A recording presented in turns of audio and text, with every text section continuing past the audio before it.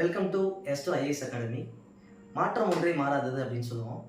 நம்ம வாழ்க்கையை மாற்றுற மாதிரியான பல கேள்விகளோட நான் உங்கள் சபரி மணிகண்டன்.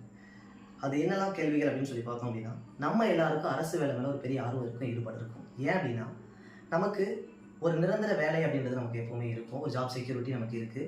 ஸோ அதை தாண்டி இப்போ ஒரு அரசு அதிகாரி அப்படின்னும் போது நமக்கு வந்து ஒரு பெரிய மரியாதை கிடைக்கும். ஸோ அதை விட மக்களுக்கு சேவை செய்யக்கூடிய ஒரு முக்கியமான வாய்ப்பு வந்து நமக்கு கிடைக்கும் இல்லைங்களா? ஸோ இந்த மாதிரியான காரணங்களால் நம்ம அரசு வேலையை வந்து தேர்வு செஞ்சுருப்போம்.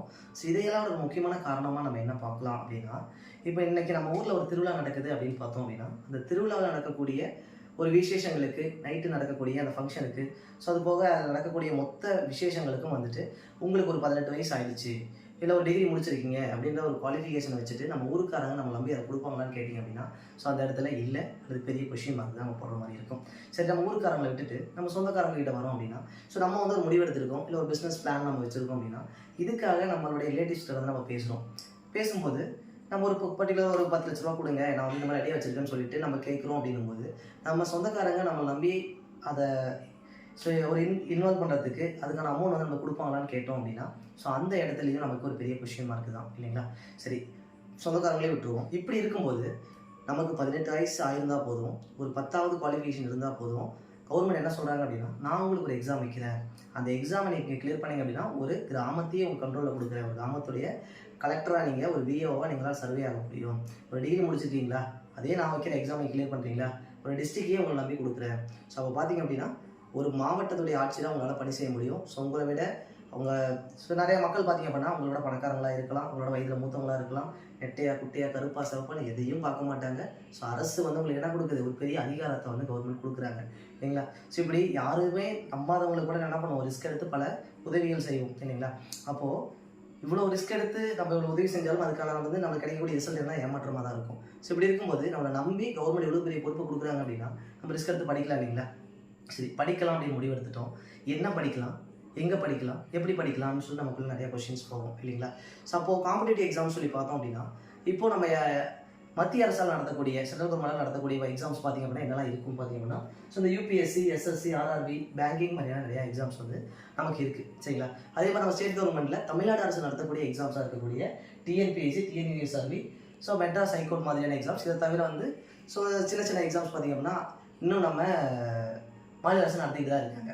ஸோ அதுவும் குறிப்பாக இந்த வருஷம் 2025 பட்ஜெட்டில் என்ன சொல்லியிருக்காங்க அப்படின்னா, 40,000 வேகன்சிஸ்க்கு மேலே பார்த்தீங்க அப்படின்னா நாங்கள் தமிழ்நாடு அரசு நிரப்ப போகிறோம். 2026 நடக்கூடிய எலெக்ஷன் நம்ம முன்னிட்டு பார்த்தீங்கன்னா சொல்லியிருக்காங்க, இந்த வருஷம் வந்து அதிகமான போட்டித் தேர்வுகள் வந்து பங்கு பெற மாதிரி, பயனடைகிற மாதிரி, ஸோ அதிகமான வேலைவாய்ப்புகளை வந்து வேலைகளை வந்து நாங்கள் எடுக்க போகிறோம்னு கவர்மெண்ட் சொல்லியிருக்காங்க. ஸோ அப்போ நம்ம படிக்கிறதுக்கான ஒரு கரெக்டான ஒரு பர்ஃபெக்டான டைமில் தான் என்ன பண்ணியிருக்கோம், நம்ம படிக்கிறதுக்கு என்ட்ரு ஆகிருக்கோம். ஸோ அதில் சரியான கைடன்ஸோடு நீங்கள் படிக்கிறீங்க அப்படின்னா உங்களுடைய 100% முயற்சியும், ஸோ நீங்கள் ஒரு 100% பார்த்தீங்கன்னா உங்களுக்கு சரியாக கைட் பண்ணக்கூடிய ஒரு பயிற்சியோடு நீங்கள் படிக்கும்போது கண்டிப்பாக உங்களுடைய இலக்கை வந்து நீங்கள் என்ன பண்ண ஈஸியாக அடைஞ்சிட முடியும். ஒரு அரசு வேலைன்றது கண்டிப்பாக 100% சாத்தியம் இல்லைங்களா? ஸோ அந்த மாதிரியான ஒரு பயிற்சி நிறுவனம் தான் பார்த்தீங்கன்னா நம்ம S2 IAS அகாடமி. இங்கே நம்ம என்னெல்லாம் பண்ண போகிறோம் அப்படின்னு சொல்லி பார்த்தோம் அப்படின்னா, so all competitive exams, so மத்திய அரசு மாநில அரசு நடத்தக்கூடிய அனைத்து காம்படிட்டிவ் எக்ஸாம்ஸ்க்கும் நம்ம வந்து தேர்வுகள் ப்ளஸ் அதுக்கான ஒரு பயிற்சிகளை நம்ம வந்து சரியாக கொடுக்க போகிறோம் சரிங்களா? அதை தாண்டி ஒரு கான்செப்ட்ஸ், ஒரு விஷயம் இப்போ வந்து சிலபஸ் எடுத்தோம் அப்படின்னா ஒவ்வொரு எக்ஸாம்ஸ்க்கான சிலபஸ் இருக்குது.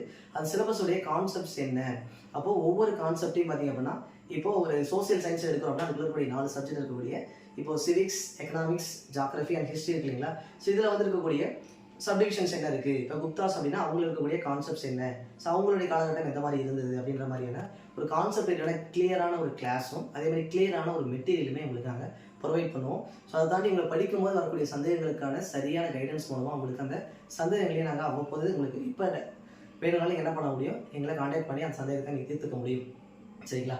சரி, கவனிங்க, கான்செப்ட் கிளாஸஸ் அண்டு ப்ராப்பரான ஸோ பல அரசு அதிகாரிகளால் சரிபார்க்கப்பட்ட ஒரு ரெஃபர்டு மெட்டீரியல்ஸை நம்ம வந்து அதில் ப்ரொவைட் பண்ண போகிறோம் சரிங்களா?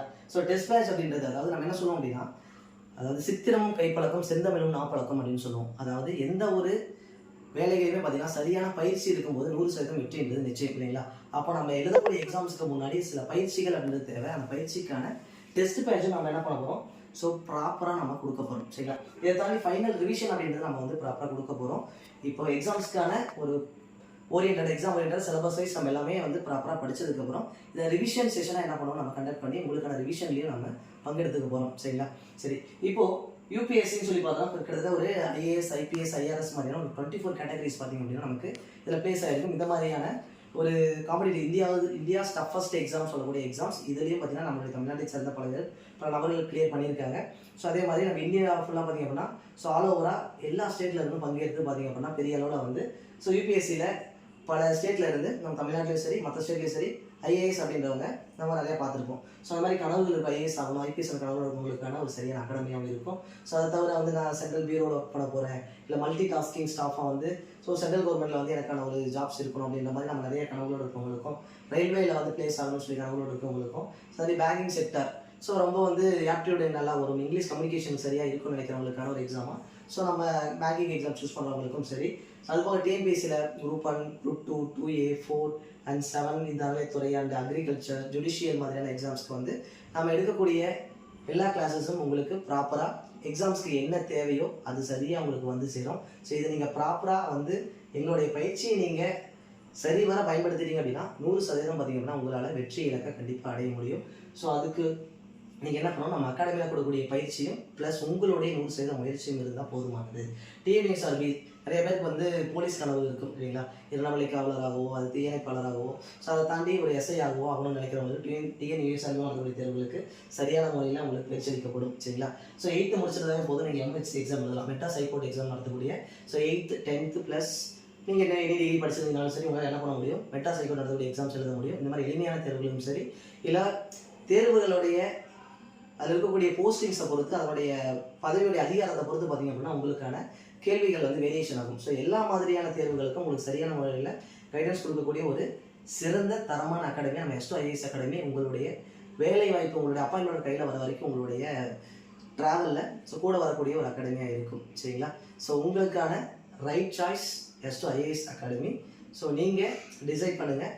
ஸோ நீங்களாம் ஒரு இவ்வளோ நாளாக வெயிட் பண்ணிட்டு இருந்த இந்த தருணம் 2025 இந்த வருஷம் இவ்வளோ நாளாக நீங்கள் காத்துட்டு இருந்த ஸோ நீங்கள் கர்ஜிக்க தயாராக இருக்கக்கூடிய ஒரு தருணம். Okay, so dear Lions are ready to roar. So decide பண்ணுங்கள், நீங்கள் யாருன்னு நீங்கள் தான் முடிவு பண்ணணும். சரிங்களா? ஸோ உங்களுக்கான டைம் இது சரியாக யூட்டிலைஸ் பண்ணிக்கோங்க. So thanks to all and thank you so much for all the students.